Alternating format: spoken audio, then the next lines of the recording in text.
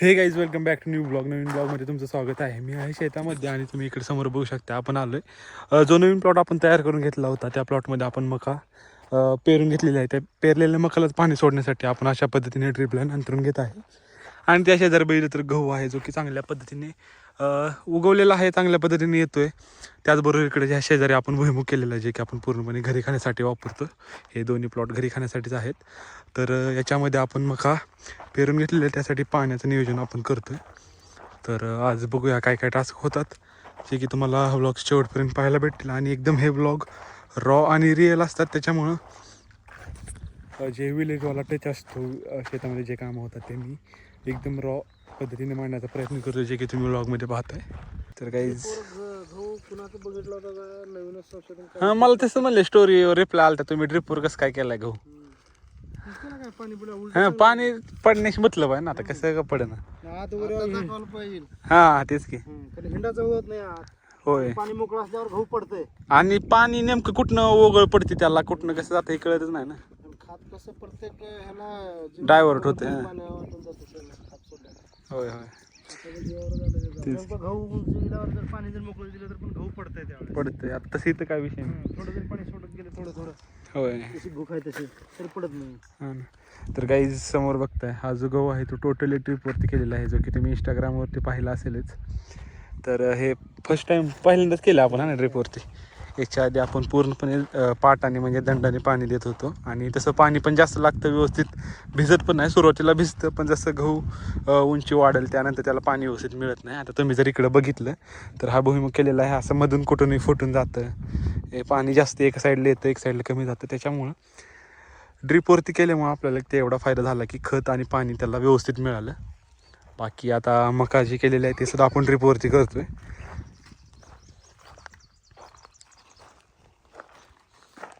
आणि बघू शकता वातावरण एकदम क्लिअर आहे. आता उन्हाळ्याची चाहूल लागलेली आहे, ऊन वाढतंय. ह्याला पाणी जास्त द्यावं लागतं आता उन्हाळ्यामुळं. ही मध्ये काढलाय का इकडून इकडून. हां हां हां.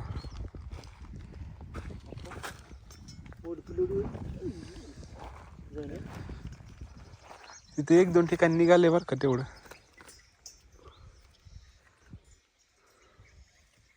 ऊसच काय दोन ट्रॅक्टर आलते का? लईच निवांत न्यायला लागले ते. त्यांनी ऊसाची फळ बघते ते पहिला हां.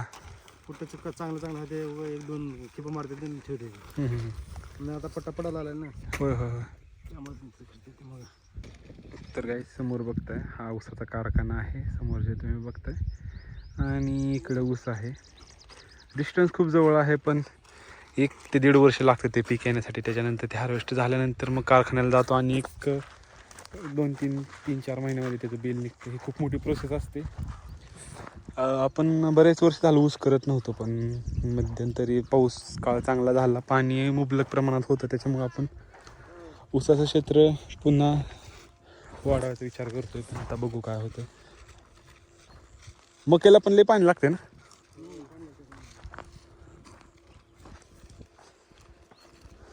बाकी वातावरण बघू शकता किती शांत आहे, एकदम पीसफुल वातावरण आहे. काम आहे, सगळं आहे, पण जे सॅटिस्फॅक्शन असतं ते खूप महत्त्वाचं आहे.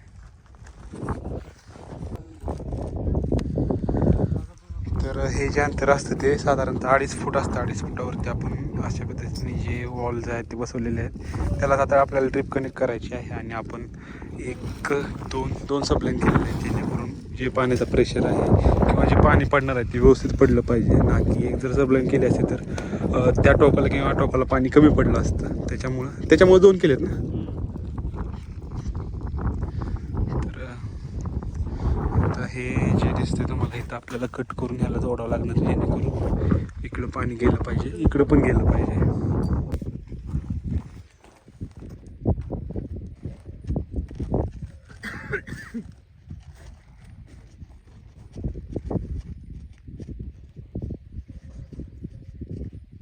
तर अशा पद्धतीनं पाईपला होल पाडलं जातं. त्याच्यामध्ये त्याला काय म्हणते बरोबर बसवलं जातं. आणि त्याच्यानंतर हे बघू शकता अशा पद्धतीने नळ आहेत ते फिट केले जातात. तर सेम असं आपल्याला दुसऱ्या साईडला करून घ्यायचं आहे. जेणेकरून हे जे ड्रिप लाईन आहे ते आपण कनेक्ट करू शकू आणि पाणी व्यवस्थित पडेल. त्याच्यामुळं समोर समोर घेतल्यावर कसं काय बसतंय तरी पण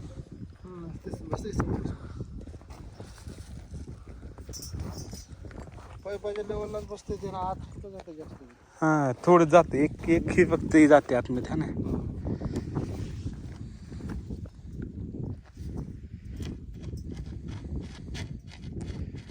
ह्याला पाणी पडतंय का आज मग पडतंय इकडं? हा ना पाईप आणलं की काय.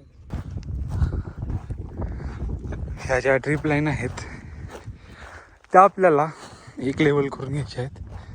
म्हणजे तुम्ही जर इकडं पाहिलं इथं जिथं एंड होतोय तिथपर्यंत आपल्याला ड्रीप लाईन ज्या आहेत त्या ओढायच्या आहेत. जस्ट लाईक सेम सगळं आहे. तर ते जे दिसतात दोघं समोर ते कट करून त्या सब लाईनला जोडत आहेत. त्याच्यानंतर सेम या पाईपला जोडून मग या प्लॉटला पाणी चालू होईल आणि त्याच्यानंतर याला आपल्याला ड्रिप करून घ्यायची आहे. आता रात्रीची लाईट असल्यामुळं दिवसभर तर काय पाणी सोडता येणार नाही. त्यामुळे हे आपण जे जोडे आहेत ते सर्व जोड करून ठेवून रात्री टेस्टिंग करावं लागेल. नाही तर सौरवरती आपण करून बघू. जे आपलं सोलार आपण बसवलेलं आहे इथं 7.5 HP मोटर आहे त्याच्यावरती आपण टेस्ट करून बघणार आहे. तर जे आपल्याला सबलाईनला प्लेन पाईप पाहिजे होते ते आपल्याकडे थोडेसे कमी होते. त्याच्यामुळं आपण बघू शकते मागवलेले आहेत तालुक्याच्या ठिकाणावरून. तर ते जे असतात मेन लाईनीतून आपल्याला न्यायचे आहे. प्लेन लाईन ह्याच्यामध्ये आपल्याला कोणतेही वॉल नको आहे काय नको आहे. कारण की ते जर ठेवलं तर प्रेशरमुळे ते निघण्याचे चान्सेस जास्त असतात. त्याच्यामुळे आपण प्लेन लाईन टाकून घेतो आहे. त्याच्यानंतर मग असे सब लाईन टाकणार ज्याला अशा पद्धतीने नळ बसवलेले आहेत थोडक्यात ते आपण आडवं टाकून घेणार आणि जे प्लेन आहेत ते उभं इकडं कंटिन्यू जोडून घेणार. जेणेकरून पाणी जे आहे ते योग्यरित्या डायवर्ट झालं पाहिजे. त्याच्यामुळे अशा पद्धतीने आपण करून घेतो आहे. तर हेच काम सध्या चालू आहे.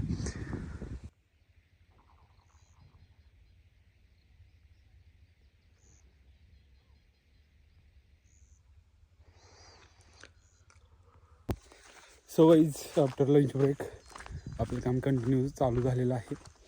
एक सेकंड थोडंसं क्लीन करतो. तर त्या साईडला आता टेस्टिंगचं काम चालू आहे. जे की एक प्लॉट तयार करायला चालू होता. ड्रिपची लाईन त्याला जोडून घेतल्या सब लाईन टाकून घेतल्या. ड्रिप करतो याचं कारण की पाणी सगळीकडे व्यवस्थित पडतं. जर पाटाने दिलं तरी व्यवस्थित जात नाही. पाणी फुटतं किंवा एक साईडला वाट पडली तर त्या साईडला कंटिन्यू पाणी शेवटपर्यंत जातं. त्याच्यामुळं आपण पाटाने देण्याच्या ऐवजी ड्रिप लाईनचा यूज करतो आणि खतंसुद्धा व्यवस्थित पडतात. त्यासाठी आपण ड्रिप लाईन मकालासुद्धा करून घेत आहे आणि गव्हालासुद्धा आपण ड्रिपवरतीच केलेलं आहे.